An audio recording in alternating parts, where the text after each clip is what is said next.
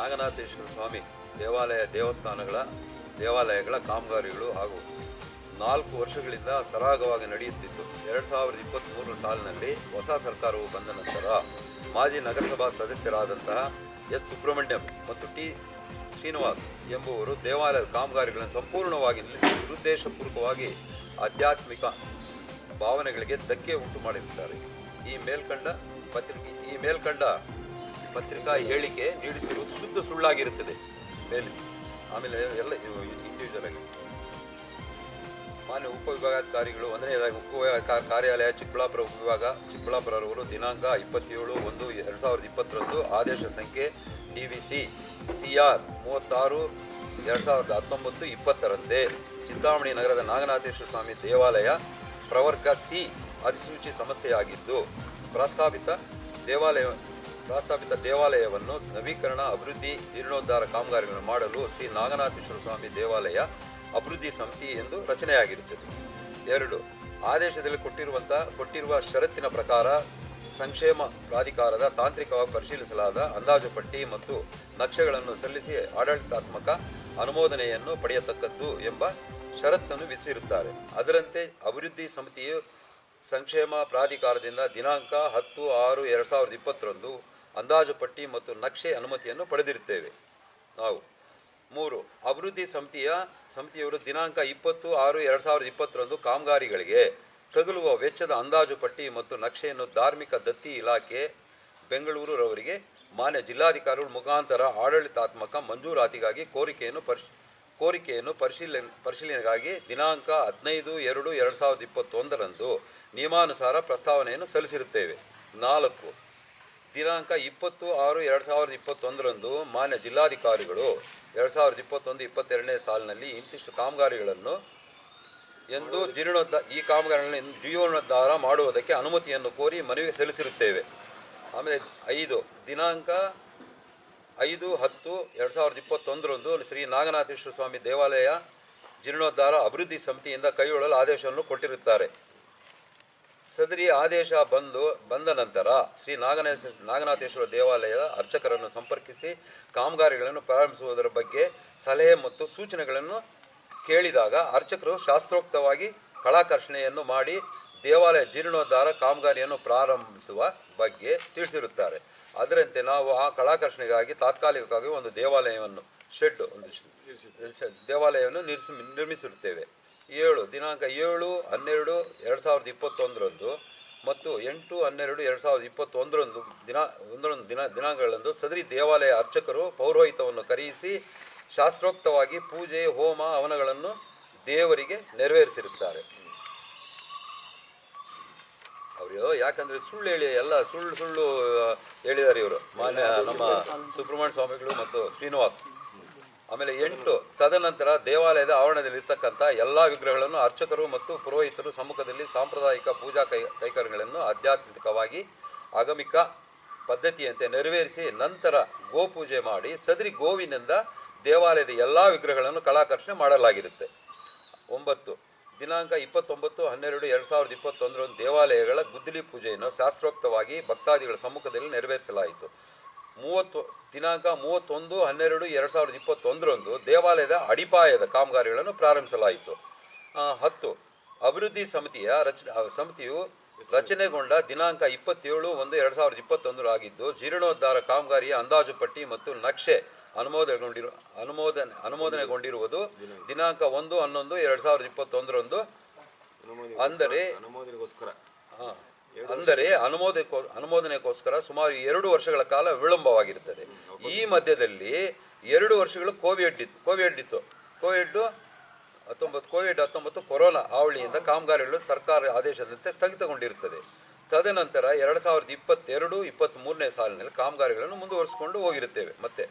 ಆಮೇಲೆ ದಿನಾಂಕ 23/8/2023 ಸುಮಾರು 80% ಕಾಮಗಾರಿಗಳು ಪೂರ್ಣಗೊಂಡು ಅನುಮೋದನೆ ಕೊಟ್ಟಿರತಕ್ಕಂತಹ ದೇವಾಲಯ ಗಣಪತಿ, ಸುಬ್ರಹ್ಮಣ್ಯೇಶ್ವರ ಸ್ವಾಮಿ, ಶಿವನ ಗರ್ಭಗುಡಿ ಮತ್ತು ಪಾರ್ವತಮ್ಮನವರ ದೇವಸ್ಥಾನ ಕಾಮಗಾರಿಗಳು ಭಾಗಶಃ ಪೂರ್ಣಗೊಂಡಿರುತ್ತವೆ. 12. ದಿನಾಂಕ 6/10/2023 ಸರ್ಕಾರ ನಿರ್ದೇಶನದಂತೆ ಆಗಮ ಪಂಡಿತರು ಸ್ಥಳ ಪರಿಶೀಲಿಸಗೋಸ್ಕರ ಶ್ರೀ ನಾಗನಾಥೇಶ್ವರ ಸ್ವಾಮಿ ದೇವಾಲಯಕ್ಕೆ ಭೇಟಿ ನೀಡಿ ದೇವಾಲಯದ ಅಭಿವೃದ್ಧಿ ಕಾಮಗಾರಿಗಳನ್ನು ಪರಿಶೀಲಿಸಿ ಮೆಚ್ಚುಗೆಯನ್ನು ವ್ಯಕ್ತಪಡಿಸಿ ಮೌಖಿಕವಾಗಿ ದೇವಾಲಯವು ತುಂಬ ಅಚ್ಚುಕಟ್ಟಾಗಿದ್ದು ಬಹಳ ಸುಂದರವಾಗಿರುವುದರ ಬಗ್ಗೆ ಮೆಚ್ಚುಗೆಯನ್ನು ವ್ಯಕ್ತಪಡಿಸಿ ಸ್ಥಳ ಪರಿಶೀಲನೆ ಬಗ್ಗೆ ಮಹಜರು ಪಡೆದಿರುತ್ತಾರೆ. ಇದಕ್ಕೆ ಮುಂಚೆ ಅಂದರೆ 2023 ಜೂನ್ ನಂತರ ಸಮಾಜಘಾತಕ ಶಕ್ತಿಗಳಾದಂಥ ಸ್ವಾಮಿ ಎಸ್ ಸುಬ್ರಹ್ಮಣ್ಯ ಸ್ವಾಮಿ ಮತ್ತು ಟಿ ಶ್ರೀನಿವಾಸ್ ಎಂಬುವರು ಮಾನ್ಯ ಆಯುಕ್ತರು ಧಾರ್ಮಿಕ ದತ್ತಿ ಇಲಾಖೆ ಬೆಂಗಳೂರವರಿಗೆ ದುರುದ್ದೇಶಪೂರ್ವಕವಾಗಿ ಕಾಮಗಾರಿಗಳನ್ನು ಶಾಸ್ತ್ರೋಕ್ತವಾಗಿ ನಡೆದಿಲ್ಲವೆಂದು ಸುಳ್ಳು ದೂರನ್ನು ನೀಡಿರುತ್ತಾರೆ. ತದನಂತರ ತಹಸೀಲ್ದಾರ್ ಚಿಂತಾಮಣಿರವರು ಸ್ಥಳಕ್ಕೆ ಆಗಮಿಸಿ ಕಾಮಗಾರಿಗಳನ್ನು ತಾತ್ಕಾಲಿಕವಾಗಿ ನಿಲ್ಲಿಸಬೇಕೆಂದು ದಿನಾಂಕ 10/10/2023 ಆದೇಶ ನೀಡಿರುತ್ತಾರೆ. 15 ತದನಂತರ ತಹಸೀಲ್ದಾರ್ ಅಭಿವೃದ್ಧಿ ಸಮಿತಿಯವರಿಗೆ ದಿನಾಂಕ 21/23 ಜ್ಞಾಪನ ಪತ್ರವನ್ನು ನೀಡಿ ದೇಣಿಗೆ ಹಣದ ಲೆಕ್ಕ ಜಮಾ ಖರ್ಚು ವಿವರದ ಮಾಹಿತಿ ಮತ್ತು ಬ್ಯಾಂಕ್ ಖಾತೆ ಚೆಕ್ ಪುಸ್ತಕಗಳನ್ನು ವಿವರವನ್ನು ನೀಡಬೇಕೆಂದು ಹೇಳಿರುತ್ತಾರೆ. ಆಮೇಲೆ 16 ದೇವಾಲಯದ ಅಭಿವೃದ್ಧಿ ಸಮಿತಿಯವರು ಮೇಲ್ಕಂಡ ವಿಷಯಕ್ಕೆ ಸಂಬಂಧಿಸಿದಂತೆ ದಿನಾಂಕ 29/12/2023 ತಹಸೀಲ್ದಾರ್ಗೆ ಸಂಪೂರ್ಣ ವಿವರವನ್ನು ನೀಡಿರುತ್ತೇವೆ ಮತ್ತು ಸದರಿ ಸಮಿತಿಯಲ್ಲಿ ತಹಸೀಲ್ದಾರರು ಸಹ ಖಜಾಂಚಿಯಾಗಿರುವುದರಿಂದ ಅವರು ಖಜಾಂಚಿಯಾಗಿದ್ದಾರೆ. ನಮ್ಮ ಕಮಿಟಿಯಲ್ಲಿ ಅವರು ಮೆಂಬರು ಎಲ್ಲ ಅವರು ಇದ್ದಾರೆ. ಎಲ್ಲ ಮಾಹಿತಿ ಅವರಿಗೆ ತಿಳಿದಿರುತ್ತದೆ.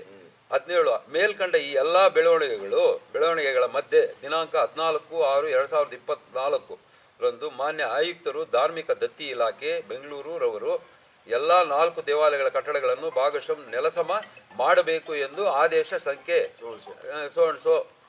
ರಂತೆ ಆದೇಶವನ್ನು ಮಾಡಿರುತ್ತಾರೆ. 18 ಈ ಮೇಲ್ಕಂಡ ಆದೇಶ ವಿರುದ್ಧವಾಗಿ ಬೃಹತ್ಕಾರವಾಗಿ ನಿರ್ಮಾಣಗೊಂಡಿರುವಂತಹ 4 ದೇವಾಲಯಗಳ ಸಂಬಂಧ ಸರ್ಕಾರ ಮಾಡಿರುವ ಆದೇಶದ ವಿರುದ್ಧ ದೇವಾಲಯಗಳ ಅಭಿವೃದ್ಧಿ ಸಮಿತಿಯವರು ಮಾನ್ಯ ಉಚ್ಚ ನ್ಯಾಯಾಲಯ ಬೆಂಗಳೂರವರಲ್ಲಿ ಮೊಕದ್ದಮೆ ಹೂಡಿರುತ್ತೇವೆ. ಅದರಂತೆ ನೆಲಸಮ ಮಾಡಬಾರದು ಎಂದು ಮಾನ್ಯ ನ್ಯಾಯಾಲಯ ತಡೆಯಾಜ್ಞೆ ನೀಡಿರುತ್ತದೆ. ಇದು ಯಾಕೆ ಇದನ್ನು ಕೊಟ್ಟಿದ್ದೀವಿ ಅಂತ ಹೇಳಿದ್ರೆ ಅವರು ಇದು ಮೇಲೆ ಕೊಡಿ ನೋಡಿ, ಮೇಲ್ಕಂಡ ಆದೇಶ ವಿರುದ್ಧವಾಗಿ ಬೃಹತ್ಕಾರದ ಅವ್ರು ಎಲ್ಲಾನು ಏನು ಮಾಡಬಾರ್ದು ಅಂತ ಹೇಳ್ತಾ ಇದ್ರೆ ಎಲ್ಲ ಹಂಗಲ್ಲ. ನಾವು ಮಾಡಿದ್ದ ದೇವಸ್ಥಾನ ಏನು ಮಾಡಿದೀವಿ ನಾವು ಆ ಮೇಲೆ ಇರ್ತಕ್ಕಂಥ ಸ್ಟ್ರಕ್ಚರ್ ಎಲ್ಲ ತಳ್ಳಬೇಕು ಅಂತ ಹೇಳ್ಬಿಟ್ಟು ಹೇಳಿದಕ್ಕೋಸ್ಕರ ನೆಲಸಮ ಮಾಡ್ಬೇಕಂತ ಹೇಳಿದಕ್ಕೋಸ್ಕರ ಆವಾಗ ನಾವು ಅದನ್ನ ಸ್ಟೇ ಮಾಡಿಸಿದ್ವಿ. ನ್ಯಾಯಾಲಯದಲ್ಲಿ ಮೊಕದ್ದಮೆ ಸ್ಟೇ ಕೊಟ್ಟರು. ಯಾಕಂದ್ರೆ ಇವತ್ತು ಸೆನ್ಸಿಟಿವ್ ವರ್ಕ್ ಎಲ್ಲ ಗೊತ್ತಿರೋ ವಿಷಯನೇ, ಫುಲ್ ಸೆನ್ಸಿಟಿವ್. ಒಂದೇನಾದ್ರೂ ಸ್ವಲ್ಪ ಅಲ್ಲಾಡಿಸಿದ್ರು ಎಲ್ಲ ಡ್ಯಾಮೇಜ್ ಆಗುತ್ತೆ, ಮತ್ತೆ ಅದನ್ನು ಏನು ಯೂಸ್ ಆಗೋದಿಲ್ಲ. ಅದಕ್ಕೋಸ್ಕರ ಎಲ್ಲಿ ತಳ್ತಾರೋ ಅಂತ ಹೇಳ್ಬಿಟ್ಟು ಭಯಕ್ಕೆ ನಾವು ಅದನ್ನು ತಡೆಯಾಜ್ಞೆ ತಂದೆವು. ಅದರಂತೆ ನೆಲಸಮ ಮಾಡಬಾರ್ದೆಂದು ನ್ಯಾಯಾಲಯ ತಡೆಯಾಜ್ಞೆಯನ್ನು ನೀಡಿರುತ್ತದೆ. ಅದನ್ನು ಬಿಟ್ಟು ಯಾವುದೇ ಅಭಿವೃದ್ಧಿ ಕಾಮಗಾರಿಗಳನ್ನು ಮಾಡಲು ಯಾವುದೇ ಅಡಚಣೆ ತೊಂದರೆ ಇರುವುದಿಲ್ಲ.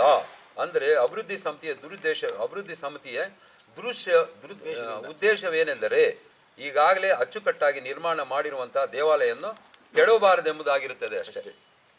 ಇದನ್ನ ಬೇರೆ ಏನೇನೋ ಕೊಟ್ಟಿದ್ದಾರೆ ಅಷ್ಟೇ.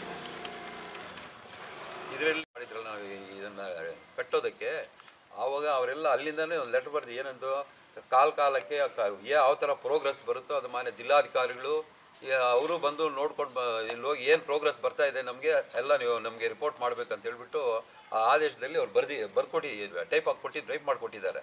ಆಮೇಲೆ ಇವರು ಮೆಂಬರ್ ಆಗಿದ್ದಾರೆ, ಯಾರು ಮಾನ್ಯ ತಹಸೀಲ್ದಾರರು ನಮ್ಮ ತಾಲೂಕಿನ ಜವಾಬ್ದಾರಿ ಫುಲ್ ಅವರೇ ಬಂದು ಎಲ್ಲ ನೋಡ್ಕೊಳ್ತಾ ಇದ್ರು, ಹೋಗ್ತಾ ಇದ್ರು, ಎಲ್ಲ ನಡೀತಾ ಇತ್ತು. ಈಗ ಯಾವಾಗ ಇದು ಚೇಂಜ್ ಆಯಿತು ಅಲ್ಲಿಂದ ಈಚೆ ಈ ಥರ ಆಗಿದೆ. ಇದಕ್ಕೆ ನಾವು ಓನ್ಲಿ ನಮ್ಮ ಉದ್ದೇಶ ಏನಂದ್ರೆ ತಳ್ಳಬಾರದು ಅನ್ನೋದಷ್ಟು ಬಿಟ್ರೆ ಬೇರೆ ಇನ್ನೇನು ಇಲ್ಲ. ನೋಡಿ ಇದೆಲ್ಲ ಕಂಪ್ಲೀಟ್ ಓಪನ್ನೇ ಇತ್ತು, ನಿಮ್ಗೆಲ್ಲ ನೋಡಿರ್ತೀರಿ ನೀವೆಲ್ಲಾನು. ಇದು ಯಾವ ಥರ ಇತ್ತು ಅಂತ ಹೇಳಿದ್ರೆ ಏನೋ ಎಲ್ಲ ಭಕ್ತಾದಿಗಳು ಅವರು ಎಲ್ಲ ಸೇರಿ ನೋಡೋದು ಎಲ್ಲ ಅಲ್ಲಿಂದ ನಾವು ಹಿಂದೂ ಒಡೆಯವ್ರಿಗೂ ಎಲ್ಲ ಚಪ್ಪಡಿಗಳೆಲ್ಲ ಉಣಿಸಿ ಇದನ್ನು ಭದ್ರಪಡಿಸಿ ಇದನ್ನು ಬೇರೆ ಚಟುವಟಿಕೆಗಳು ನಡೀತಾ ಇತ್ತು ಅವೆಲ್ಲ ಕಂಟ್ರೋಲ್ ಮಾಡಿ ಇವೆಲ್ಲ ಇವಾಗ ಏನೋ ಭಕ್ತಾದಿಗಳು ಸೋಮವಾರ ಭಕ್ತಿಯಿಂದ ಬರ್ತಾಯಿದ್ರು, ಏನೋ ಪೂಜೆ ಮಾಡಿಕೊಂಡು ಹೋಗ್ತಾಯಿದ್ರು, ಎಲ್ಲ ಬಂದೋಬಸ್ತ್ ಮಾಡೋದು. ಇದ್ರ ಬಗ್ಗೆ ಏನು ಮಾತಾಡ್ತಾ ಇಲ್ಲ. ಬರೀ ದೇವಸ್ಥಾನ ಮಾಡಿರೋದನ್ನ ತಳ್ಳಿ ಅಂತ ಹೇಳ್ತಾ ಇದ್ದಾರೆ. ತಳ್ಳೋದಕ್ಕೆ ಅವ್ರು ಸ್ಟೇ ಮಾಡಿಸಿದ್ರೆ ನಾವು ಕಟ್ಟೋದಕ್ಕೆ ಅಂತೇಳಿ ನಾವು ನಾವೇ ಕಟ್ತಾ ಇದ್ವಲ್ಲ. ಬೇಡ, ಈಗ ಅವರೇ ಕಟ್ಲಿ, ನಮ್ಗೆ ಸಂತೋಷನೇ. ಈಗ ನೀವಿಷ್ಟೇ ನೀವು ಆತ್ಮಸಾಕ್ಷಿಯಾಗಿ ಆ ಕಟ್ಟಡಗಳನ್ನು ತಳ್ಳಬೇಕು ಅಂತ ಹೇಳಿದ್ರೆ ನೀವು ಕರೆಕ್ಟ್ ಅಂತ ಹೇಳಿದ್ರೆ ನೀವು ಹಂಗೆ ಬರೀರಿ. ಕರೆಕ್ಟ್, ಅದು ತಳ್ಳೋದು ಕರೆಕ್ಟ್. ನಾವು ಕೋರ್ಟ್ಗೆ ಹೋಗಿರೋದು ರಾಂಗ್ ಅಂದರೆ ನೀವು ಹಂಗೆ ಬರೀರಿ. ನಮ್ಮ ಉದ್ದೇಶ ಇಷ್ಟೇ, ಆ ಬೃಹದಾಕಾರ ಕಟ್ಟಡಗಳನ್ನು ತಳ್ಳಬಾರ್ದು ಅನ್ನೋ ಉದ್ದೇಶ ಹೋಗಿದ್ದೀವಿ. ಪಾಪ ಸಂಬಂಧನೇ ಇಲ್ಲ, ಯಾಕೆ ಸುಮ್ಮನೆ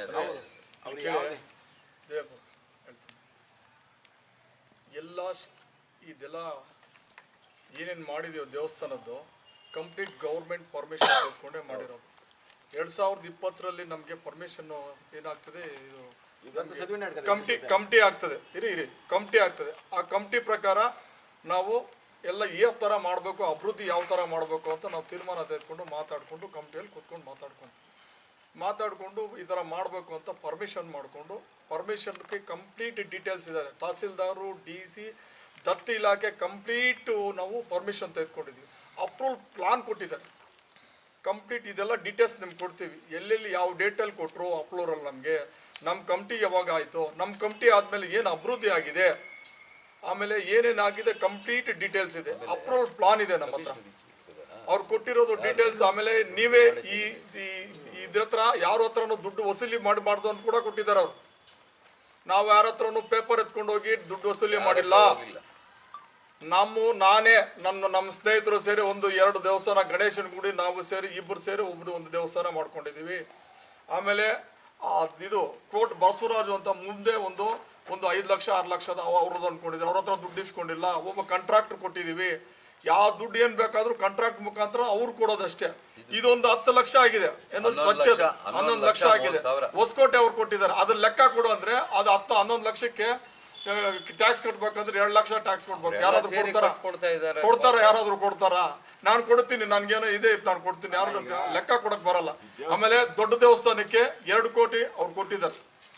ಅದು ಕೊಟ್ಟಿದ್ದು ಅವ್ರು ಇದ್ದಾರೆ, ಅದಿದ್ದಾರೆ. ಎಲ್ಲಾನು ಕಂಪ್ಲೀಟ್ ಡೀಟೇಲ್ಸ್ ಕೈಯಿಂದ ಹಾಕೊಂಡು ಮಾಡ್ತಾ ಇರೋದು. ಅದನ್ನ ಏನೇನು ಮಾಡಿದೀವಿ, ಯಾರು ಏನೇನು ಮಾಡಿದಾರೋ ಅಲ್ಲಿ ದೇವಸ್ಥಾನದಲ್ಲೇ ಬೋರ್ಡ್ ಹಾಕಿದೀವಿ. ಕಂಪ್ಲೀಟ್ ಡೀಟೇಲ್ಸ್ ಯಾರ್ಯಾರು ಎಷ್ಟು ಕೊಟ್ಟಿದ್ದಾರೆ, 1 ಲಕ್ಷ 2 ಲಕ್ಷ ಯಾರಾದ್ರೂ ಕೊಟ್ರೆ ಅದಕ್ಕೆ ಆ 4-5 ಕೆಲಸದಲ್ಲೇ ಇಬ್ರು 4 ಜನ ಸೇರಿ ಒಂದು ಕೆಲಸಕ್ಕೆ ಇದು ಮಾಡಿದ್ವಿ. ಸ್ವಂತದಾಗ ಯಾವ್ದು ತೆಗೆದುಕೊಂಡು ಬೇರೆ ಇನ್ಯಾರಾದ್ರೂ ಕೊಟ್ಟಿದ್ರೆ ಅವ್ರು ಯಾರು ಹೇಳ್ತಾ ಇದ್ರೆ ಯಾರು ಕರ್ಲಿರಿ, ಅವ್ರನ್ನ ಯಾರಾದ್ರೂ ಕೊಟ್ಟಿದ್ರೆ ನಾವೇನಾದ್ರೂ ಕೊಟ್ಟಿದ್ದೀವಿ. ಆಮೇಲೆ JK ಕೃಷ್ಣಾರೆಡ್ಡಿ ಮೊನ್ನೆ ಹೇಳ್ತಾರೆ, JK ಕೃಷ್ಣಾರ ಜವಾಬ್ದಾರಿ ಅಂತ. ಅವ್ರು 10 ವರ್ಷ ಆದ್ಮೇಲೆ ಇಲ್ಲಿ ಬಂದ್ಮೇಲೆ 10 ವರ್ಷ ಮೇಲಾಗಿದೆ ಅವ್ರು ಬಂದು. ಸುಮಾರು ಕೋಟಿಗಳು ಕೊಟ್ಟಿದ್ದಾರೆ ದೇವಸ್ಥಾನ. ಅವ್ರ ಲೆಕ್ಕಗಳು ಎಲ್ಲಾರು ಓಪನ್ ಸೀಕ್ರೆಟ್ ಎಲ್ಲರಿಗೂ ಚಿಂತಾಮಣಿ ತಾಲೂಕಿಗೆ ಗೊತ್ತಿರೋದು. ಯಾಕಂದ್ರೆ ಅವ್ರು ಕೊಟ್ಟಿರೋರು ಸುಮಾರು ಕೋಟಿಗಳು ಕೊಟ್ಟಿದ್ದಾರೆ ಅವರು ಎಲ್ಲ ದಿವಸ. ಅವೆಲ್ಲ ಲೆಕ್ಕ ಕೇಳಕ್ಕಾಗ್ತದ, ಲೆಕ್ಕ ಕೊಡಕ್ಕಾಗ್ತದ? ಸಂಬಂಧ ಏನಿದೆ ಅವ್ರಿಗೆ ಮಾತಾಡ್ಬೇಕು. ಅದಕ್ಕೆ ಶೋಭೆ ತರ್ಬೇಕು. ಏನಾದ್ರು ಮಾತಾಡಿದ್ರೆ ಆರೋಪಗಳು, ರಾಜಕೀಯ ಅಂದಮೇಲೆ ಆರೋಪಗಳು ಪ್ರತ್ಯಾರೋಪಗಳು ಇದ್ದೇ ಇರ್ತದೆ. ಅಂದ್ರೆ ವಾಸ್ತವಾಂಶ ಇರಬೇಕು. ಈಗ ಸುಮಾರು ಅದಾದ್ಮೇಲೆ ಇಷ್ಟೆಲ್ಲ ಆದ್ಮೇಲೆ ಅವ್ರದ್ದು ಕಮಿಟಿ ರಚನೆ ಆಗ್ತದೆ. ಕಮಿಟಿ ರಚನೆ ಆದ್ಮೇಲೆ ನಾನು ಬರ್ತೀನಿ. ಆ ಕಮಿಟಿ ರಚನೆ ಆದಾಗ ಬೆಂಗಳೂರಿಂದ ದತ್ತ ಇಲಾಖೆಯಿಂದ ಬಂದಾಗ ನಾನು ಬರ್ತೀನಿ. ಆಮೇಲೆ ಇವರು ಕೌನ್ಸಿಲರ್ಸ್ 4-5 ಜನ ಬರ್ತಾರೆ. ಅವನ್ಯಾರು, ಇವನು ಉಮೇಶ್ ಬರ್ತಾನೆ, ಆಮೇಲೆ CK ಮುರಳಿ ಬರ್ತಾರೆ. ಆ ಕಮಿಟಿಯಲ್ಲಿರೋರು ಸುಮಾರು ಕೌನ್ಸಿಲರ್ಸ್. ಆಮೇಲೆ ದೇವರಾಜು, ಇವ್ರಿಗೆಲ್ಲ ಹೇಳಿದ್ದೀನಿ, ನೋಡಪ್ಪ ರಾಜಕೀಯ ಇದರಲ್ಲಿ ಬೇಡ, ನಾವೆಲ್ಲ ಒಂದಾಗಿ ಮಾಡಿ ಅವ್ರನ್ನ ಕರೆಸಿ, ನಮ್ಮ ಶಿಕ್ಷಣ ಸಚಿವರನ್ನ ಕರೆಸಿ ಕೂತ್ಕೊಳ್ಳೋಣ. ಅವ್ರು ಏನ್ ಮಾಡಿದ್ರೆ ಅವ್ರ ಮುಖಾಂತರ ಏನಿದ್ರೆ ಅದು ಕರೆಕ್ಟಾಗಿ, ಏನಿದ್ರೆ ಅದು ವಾಸ್ತವಾಂಶ ತಿಳಿಸಿ, ಏನಿದ್ರೆ ಅದು ವಾಸ್ತವಾಂಶ ತಿಳಿಸಿ. 2-3 ಇದು ತೊಂದರೆ ಆಗ್ತಾ ಇದೆ ಬೇಡ್ಕೊಂಡಿದ್ದೀನಿ ನಾನು. ಆ ಎಲ್ಲಾನು ರಾಜಾಚಾರ್ಯನ್ ಕೇಳ್ಕೊಂಡಿದ್ದೀನಿ. ಅವ್ರು ಯಾರು ಈ ಪಕ್ಷದ ಕೌನ್ಸಿಲರ್ಸ್ ಇದ್ದಾರೆ ಎಲ್ಲರೂ ಅವ್ನು ಕರೀರಿ, ಅವ್ರ ಸಮ್ಮುಖದಲ್ಲಿ ನಡೀಲಿ. 2-3 ಇವರು ತರಳೆ ಮಾಡ್ತಾ ಇದಾರೆ, ಇದನ್ನ ಏನಿದ್ರೆ ಅದು ನಡೀಲಿ ಅಂತ ಅವನು ಕೇಳ್ಕೊಂಡಿದ್ದೀನಿ. ಯಾರು ಉಮೇಶನ್ ಕೇಳ್ಕೊಂಡಿದ್ದೀನಿ, ಅಧ್ಯಕ್ಷನ ಕೇಳ್ಕೊಂಡಿದ್ದೀನಿ. ಬರ್ಲಿನಪ್ಪ, ಏನ್ ಮಾಡೋಕ್ಕಾಗ್ತದೆ ಸರ್, ಅವರೆಲ್ಲ ಇವ್ರು ಯಾರೋ 2-3 CK ಮುರಳಿನ ಕೇಳಿದ್ದೀನಿ, ಏನ್ ಮಾಡೋಕ್ಕಾಗ್ತದಪ್ಪ, ಅವ್ರು ಬರೋಲ್ಲ, ನಾವು ಏನೋ ಈ ಥರ ಇದೆ ಅಂತ ಅವರು ಹೇಳಿದ್ದಾರೆ. ಈ ಥರ ಇದೆ, ಇದೆಲ್ಲ ಸುಳ್ಳು ಆರೋಪಗಳು ಮಾಡ್ತಾ ಇದ್ದಾರೆ. ಇಲ್ಲೇ ಗೊತ್ತಾಗ್ತದೆ ನೋಡಿ ಎಷ್ಟು ದೇವಸ್ಥಾನಗಳು ಕಟ್ಟಿದ್ರು. ನಮ್ಗೆ 1 ವರ್ಷ ಟೈಮ್ ಕೊಟ್ಟರೆ ಕಂಪ್ಲೀಟ್ ಮಾಡ್ಕೊಳ್ತೀವಿ. ಇನ್ನೊಂದೇನೆಂದರೆ ಅಲ್ಲಿ ಮೈನಾಗಿ ಬಂದಿರೋದು ಲಿಂಗ ಎತ್ತಬೇಕು ಎತ್ತಬಾರ್ದು ಅನ್ನೋದು ಒಂದೇ ಒಂದು ಪ್ರಶ್ನೆ. ಅದು ಕಟ್ಟಬಾರ್ದ ಎತ್ತಬಾರ್ದ, ಇದು ಪ್ರಶ್ನೆ.